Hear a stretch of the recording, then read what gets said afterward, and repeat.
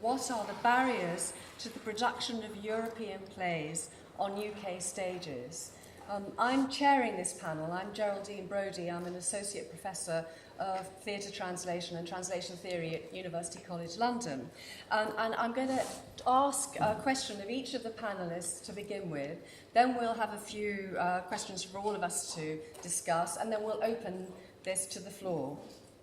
So I'm going to start with Anthony Simpson-Pike, who's Associate Director of the Gate Theatre Notting Hill, and also, in these contexts, he's a graduate of Central here. So, Anthony, what I'd like to ask you about barriers to production of European plays on UK stages is, what, as a programmer, do you see as these barriers when staging European work in London?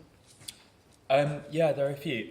I should start by saying that we programme international work at the Gate, so we're also looking outside of Europe, and I think that these hold true across the board as well, to different degrees. But one of them, I think, is a question of money and funding for translation. So we're a really small theatre, and if I can't read the language or Ellen can't, then there's a question of like, well, how do we access that writing culture or those scripts? And sometimes we can get help from institutes, sometimes we can't. But one of the difficulties there is that you want to get a play translated to decide whether you want to program it or not, and often a funding body might want you to have a clear outcome, which is funding any translation of the play, and so that becomes a barrier in terms of just being able to find out more about writing culture rather than committing to a certain play. I think there is something about writing cultures as well, and that opens up a question of form. I think that there's quite a lot actually in that question, but one of the things is that European work kind of comes about differently and has a different process from some of the more traditional processes that we have here, and that can feel quite radical sometimes. Like you get articles in The Guardian talking about European theatre being really scary, or and so there's something about the place of the writer as well that comes into it. I'm directing a German play at the moment, and the writer has written at the beginning of the play, "Do whatever you want with this," and just kind of has left at that point. And but that's a very different process from if I was directing something here potentially with a British writer, but not necessarily. Obviously, writers work in different ways, but I think that there is something about writing cultures that does differ.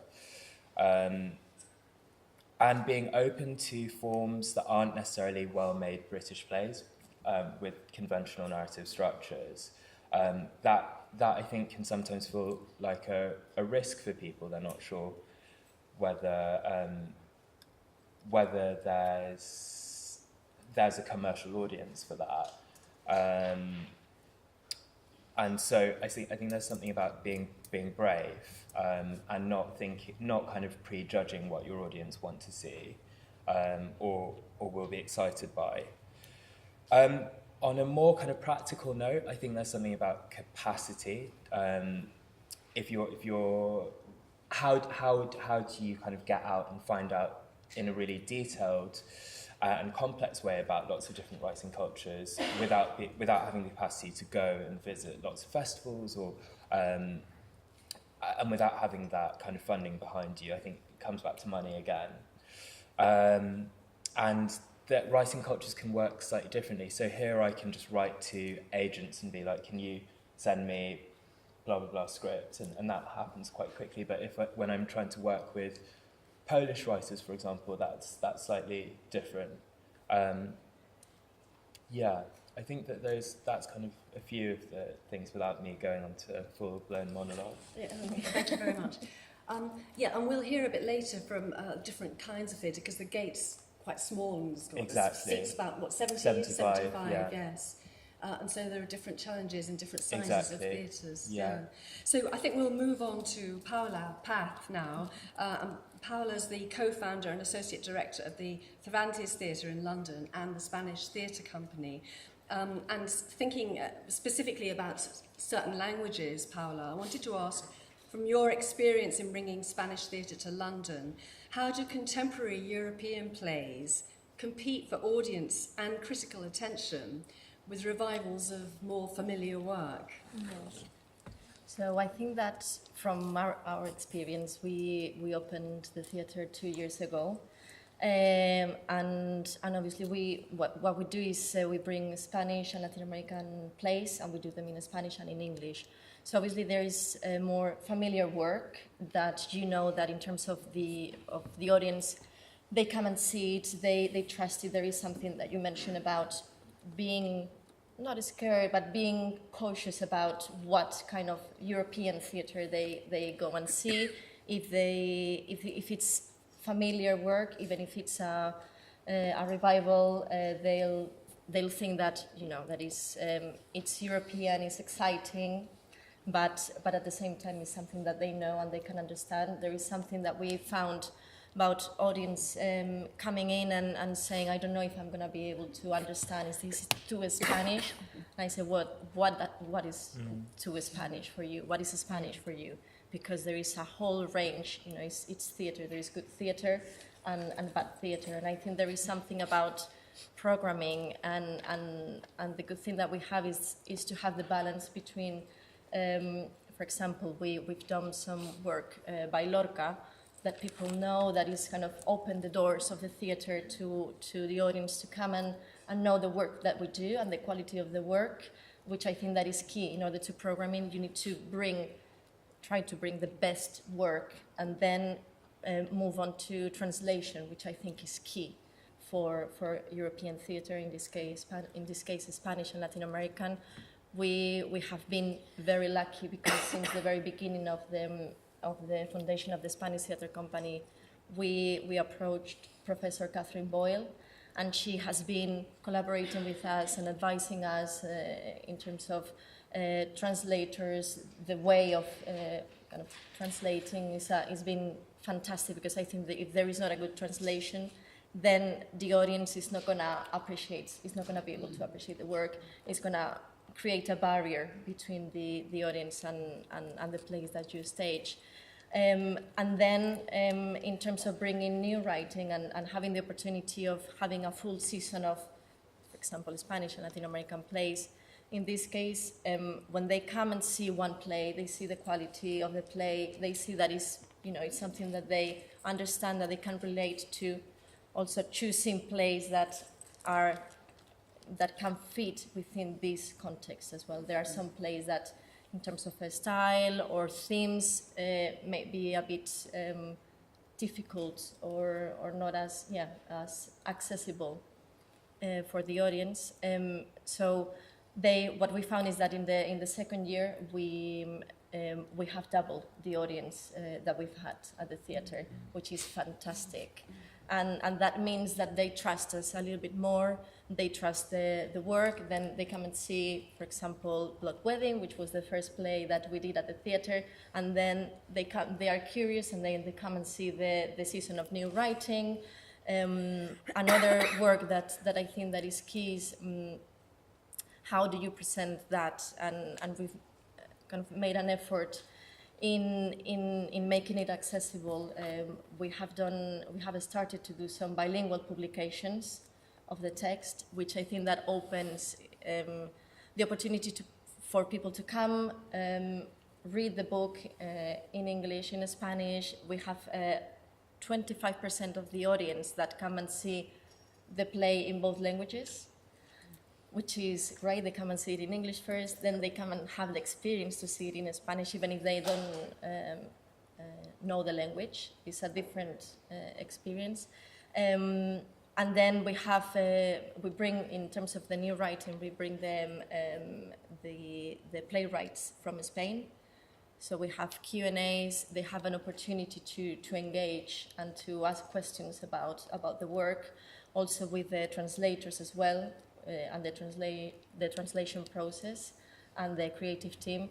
So I think that is a difficult work, but is kind of opening the doors and trying to bring the audience. And in terms of the critics, it's a challenge, obviously, because the critics from the main newspapers, for example, it's difficult to bring them in.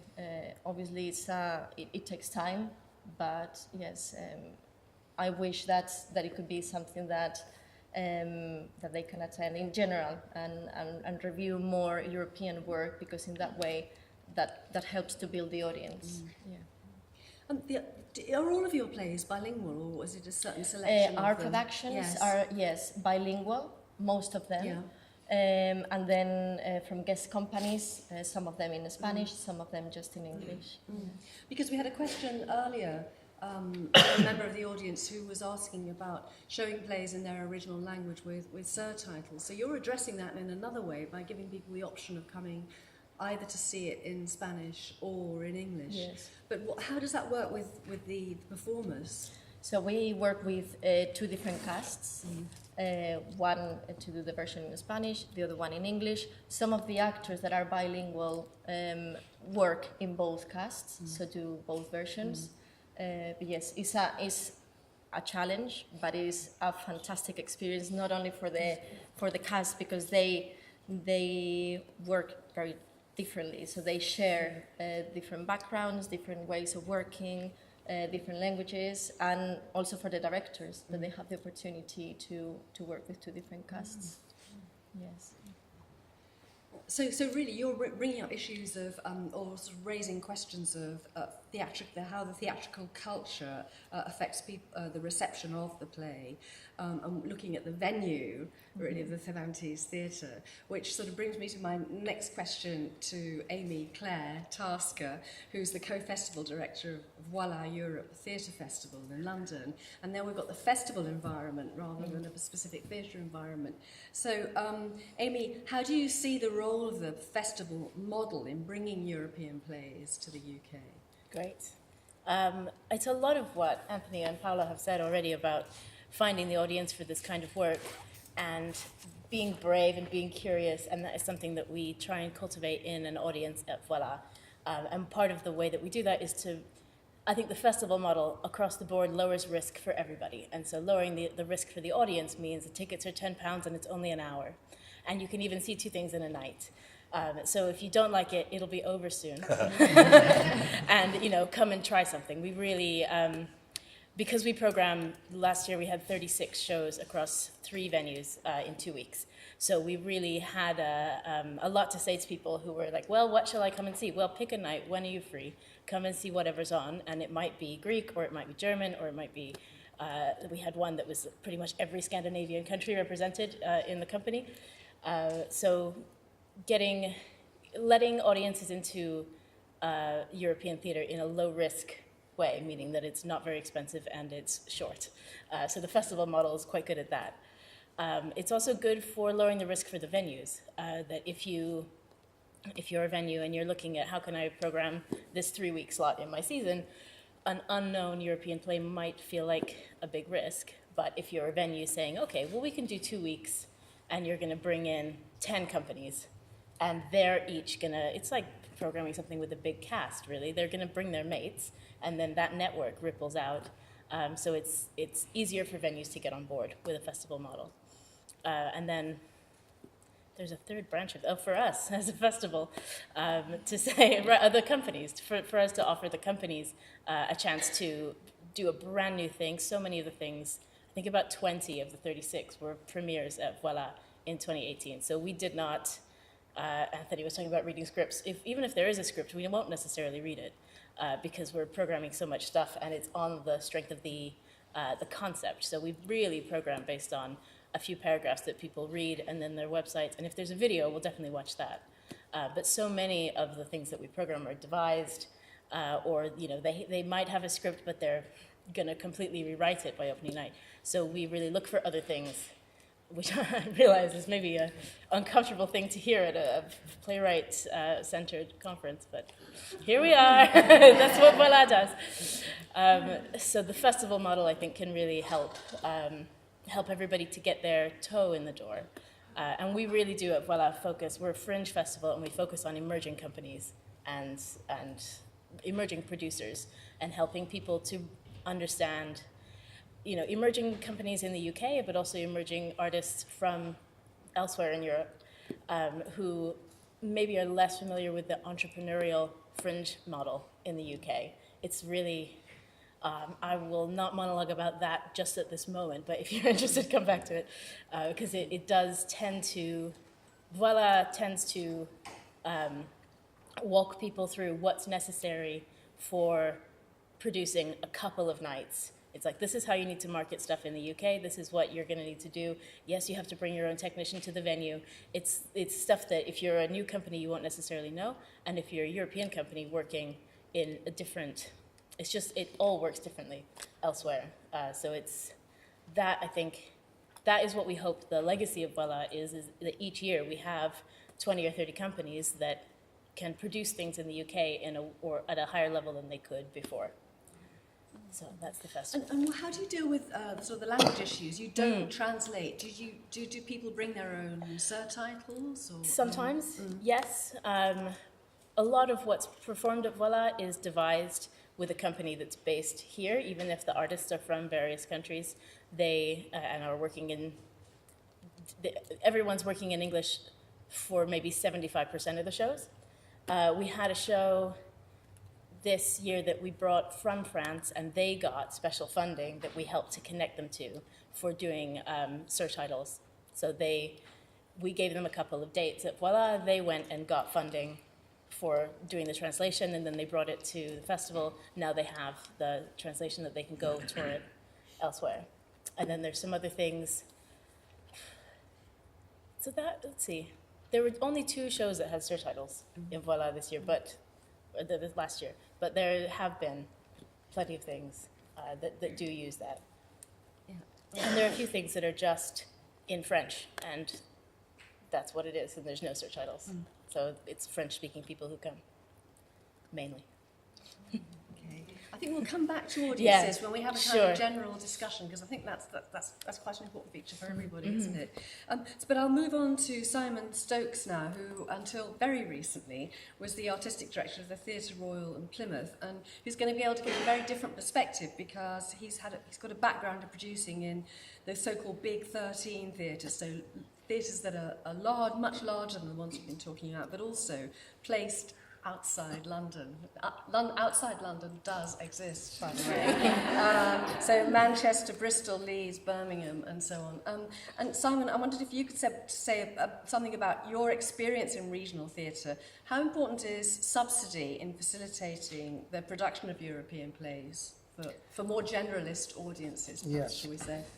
All those theatres that you've mentioned, the main large subsidised theatres outside of London are generalists, by and large. In Plymouth, we do musicals, dance, drama, musicals, ballet, opera, musicals. And all of that, along with the subsidy, pays for the kind of specialist new play programme, which you will hardly see outside of London, and very few places in London now. Let me be blunt, there is a problem in this country. I'm sure you know about it. It's a problem with the funding of public services, all public services. For a long time, there has been an ideological commitment to austerity, and the biggest hit in that commitment have been councils. What is under threat from a theatre point of view is production everywhere. People are moving to a model, funnily enough, that Plymouth has already established for many years, which is to become a combination of subsidised producing where you can and commercial presenting of musicals. and book adaptations. That is, broadly speaking, what you will get in the theatre these days. European plays, in translation, outside of translation, unless they are called art, are going to be happening in the subsidised sector, either subsidised by councils or governments or the poor bloody actors very often. As subsidy decreases and the ability to produce decreases, which it is doing very fast, then obviously that makes it difficult for new plays in English and new plays in any country, any language.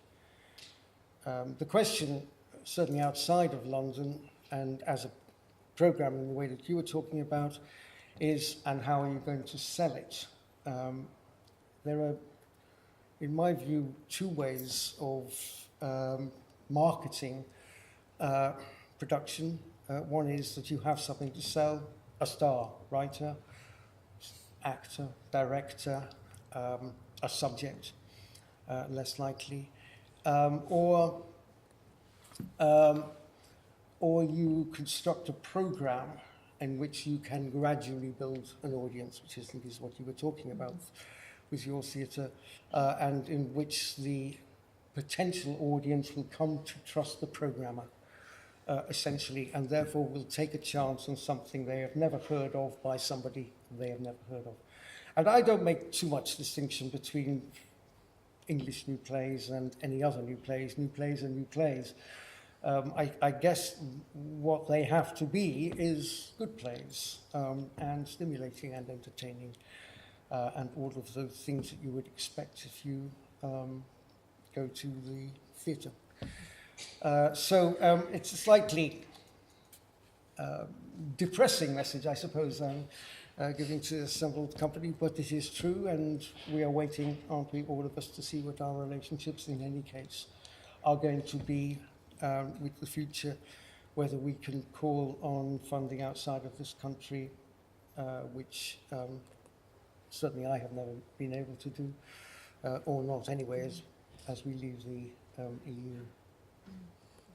Okay, yeah, thank you very much. So far we're really getting that funding and perhaps translation and funding of translation, some of the biggest issues. So I think we'll move on to our last panellist, Chris Campbell, who's Senior Editor at Oberon Books and formerly, and again until very recently, Literary Manager of the Royal Court Theatre. And so you can really look at this from two perspectives, Chris, now, from sort of publishing of international plays and actually the commissioning and producing of international plays. And how do you see the interface between publication and production if we're thinking about raising the profile of foreign language and European plays in the UK? Well, I've only been in publishing for a week, so I'm not sure I'm going to be able to give you a full and in-depth answer. But a surprising amount of my first week has been spent discussing plays in translation and their publication. It's important, I think, to acknowledge something that Simon implied, which is that a lot of the barriers to European plays reaching our stages are barriers that they share with the barriers faced by any plays coming to our stages. In other words, there are too many plays, there are not enough production slots. So that's common to everyone. In common with most theatre publishers, it's rare for us to publish something that isn't being produced. By far, the best way to get your play published is to get it produced. However, in the case of plays from elsewhere in the world, particularly from Europe, this rule applies much less because we publish collections. Oberon published a collection of mine, that's how I first got to know them, of French plays, which had not been produced in this country. But they also publish Scandinavian volumes, Spanish volumes. Interestingly, this week we were in the progress of developing an anthology of plays from Brazil, and the translations for that were going to be funded by the Brazilian government. But that was the old Brazilian government. You know, we live in the world we live in, and that funding now looks extremely unlikely because, I mean, there's austerity and then there's austerity. So that's interesting. You know, as soon as you're dealing with other places in the world, you get different sets of problems and different things to consider. So there's all of that. I think the public that reads plays is pretty tiny, and the public that reads plays in translation is an even tinier subset. So you tend to end up, those sorts of books sell in universities and in educational institutions to people who are interested in that kind of thing. It's not obvious to me how you market a collection of Norwegian plays to a general market. Maybe they'll tell me next week, I don't know. But so far this week, I'm not quite sure. But the main point for me is this point about production. So in some countries, some European countries, it's easier to get your play published than it is to get it produced, because there isn't so much a culture of producing new plays. Here, it's absolutely not the case. And somewhere like The Gate is vital in this, because The Gate has returned to a mission of largely, not exclusively, but largely producing plays in translation, and then those plays get published and they exist. And then we've had this very curious, if I can talk about my own work for 1 second, I had a play, a contemporary French play I translated, which was done at the Gate at the end of 2017. And I went to see it in Paris a couple of months ago, in English. They are currently producing the English translation of this contemporary French play in France, with surtitles which are the original French text. And it's never been done in French. So it's what they've managed to do there is to weaponize what we think of as the chief disadvantage of a foreign play, which is that it's foreign. And they've managed to make it feel exotic. And the French writer wrote to me and said, "What do you think I should write next so that you can translate it so that someone will produce it?" Which I thought there was a bitterness underlying that. But it is true, in my opinion, it is true. This is why festivals are great and important. It's why specialist theatres are great and important. I think the audience is largely self-selecting, and I think the way forward is to let them know where they can get what they like. In other words, you know, Sunday night, BBC4, foreign crime drama. Half the country got into that, and I think that's the way forward. I think, much as we would love it, I don't think the major theatres are going to suddenly start programming lots and lots of European work as part of their central mission. I think specialist venues are probably the answer. I think that's rather a shame for the regional theatres who don't have those kind of audiences. They do have them, but maybe not in sufficient number to actually be able to programme those plays. I mean, Simon, what's Well, I the think answer to that's that? true, except in places like Manchester, which does have specialists, and there are one or two other cities. But that is a problem, and that is why I think that you get different responses. I can't, picking up on something you said about the press, the critics don't come to see a world premiere in Plymouth anymore. They used to. It is very hard to collect interest beyond, because it is assumed that if it is any good, it will be seen in London, and that is not true. I did want to mention one thing going to festivals, again, about subsidy. I've been working for 10 years now with a Belgian company called Untitled Chapter, who started very slow and are now international phenomena. And they go to the Edinburgh Festival every year, and they have persuaded, and we are partners in this, the Belgian government, to subsidise for the festival a mini festival called Big in Belgium, and they bring over the 4 or 5 or 6 shows that are selected by Untitled as being the best this year.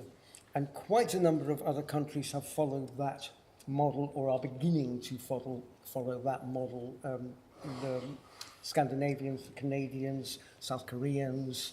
And it is a great and worthwhile investment, I think, for those countries, because this is soft diplomacy. It is not particularly costly for a government. And in Untilled's case, where they were very much, when they started out, looked down upon by the Belgian government as being kids who didn't know what they were doing. But frankly, in theatre words, there is Ivo van Hove and there is Ontrue and Hood all around the world.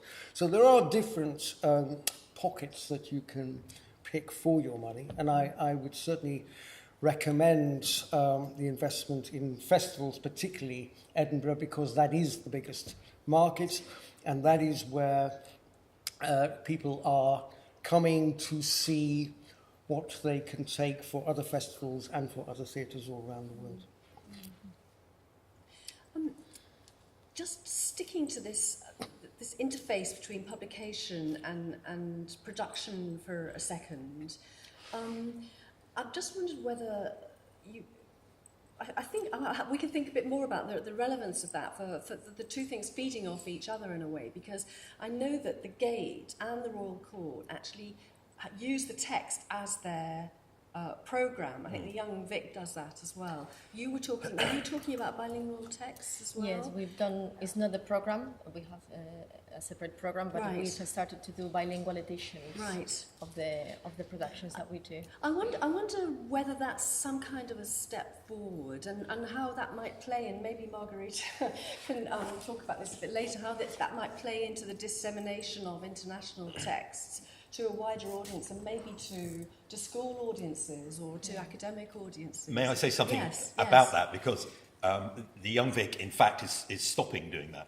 So you say it's a step forward, but in fact, the reason, it will come as no surprise to you to learn, is to do with money. Because what they want to do is sell a glossy programme full of advertising that they have sold, and they don't want someone able to buy a £10 text for $3.99 on the night instead. So, I mean, I'm hoping to persuade the Young Vic to change their minds, but yeah, the Court do it, and the Gate do it, but fewer and fewer people do it because it's a revenue raiser for the theatre. Can I also say, though, that specialists buy these texts? We have done it, companies that come, either co-producers like the Court or other producers come, and in a 3-week run we might sell 6. It's a cost on top of your ticket, which certainly people outside London don't want. There's another thing about schools, I must say, that schools can't afford to go to the theatre anymore. I think somebody said this morning that they are following the curriculum, and that is it. So if we put on, I don't know, we put on some years ago Othello co-production with Frantic Assembly, and they all came to that because it's Frantic Assembly and because it's Othello and it fitted. But in general terms, for new plays, they don't come, not in any force. I'm slightly against the selling of text, partially because there is a tendency to say you have to buy the text if you want to know who's in it, and I don't believe that that is actually a fair idea. Certainly the Royal Court provide a free sheet, so you can. Yeah, if you was hard enough and long enough. Well, I don't work there anymore, so you can complain all you like. So can we think about audiences now? And audience, how can we broaden the range?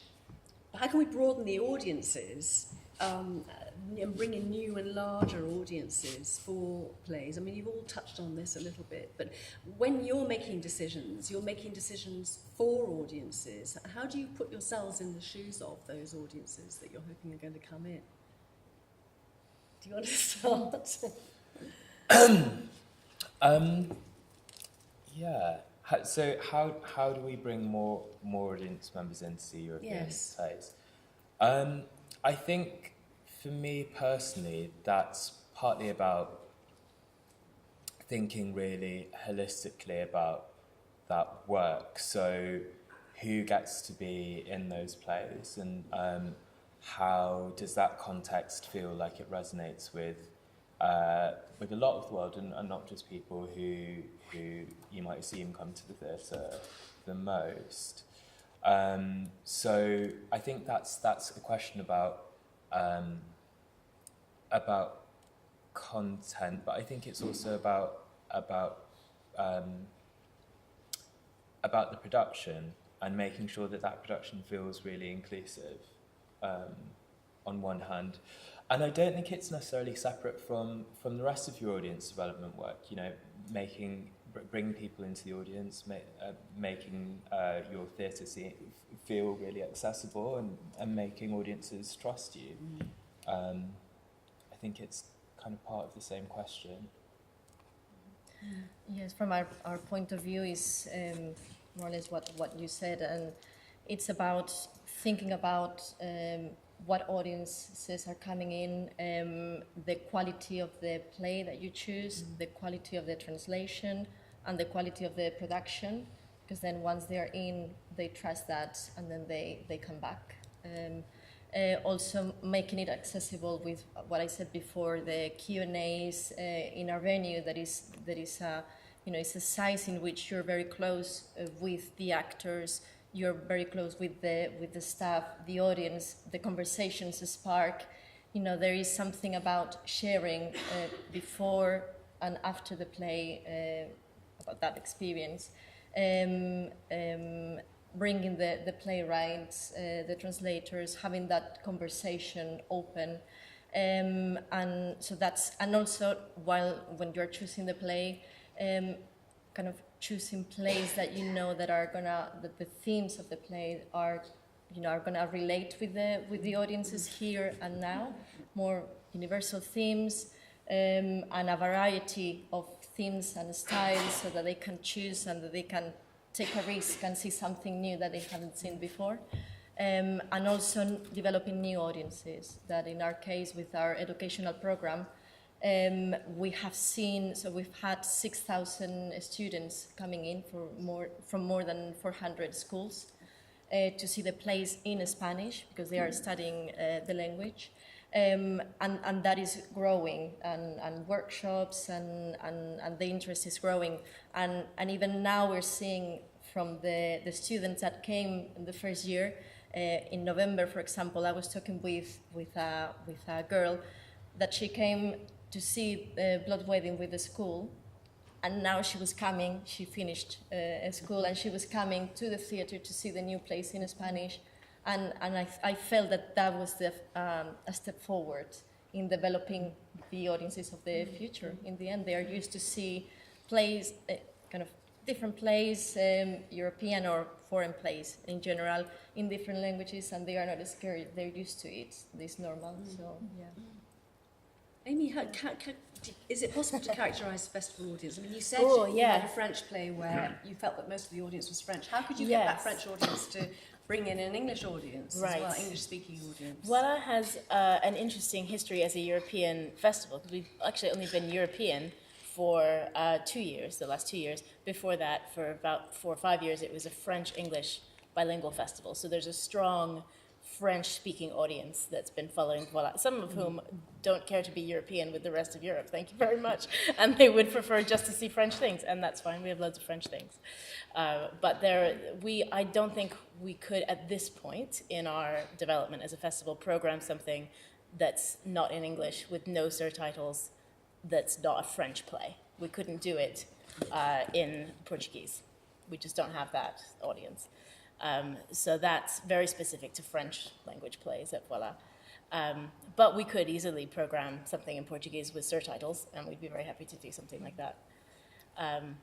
When we're programming, we are, to be totally frank, we're thinking more about the artists than the audience at the programming stage. But one of the things that we look for once we've done the pass through our applications, it's an open call.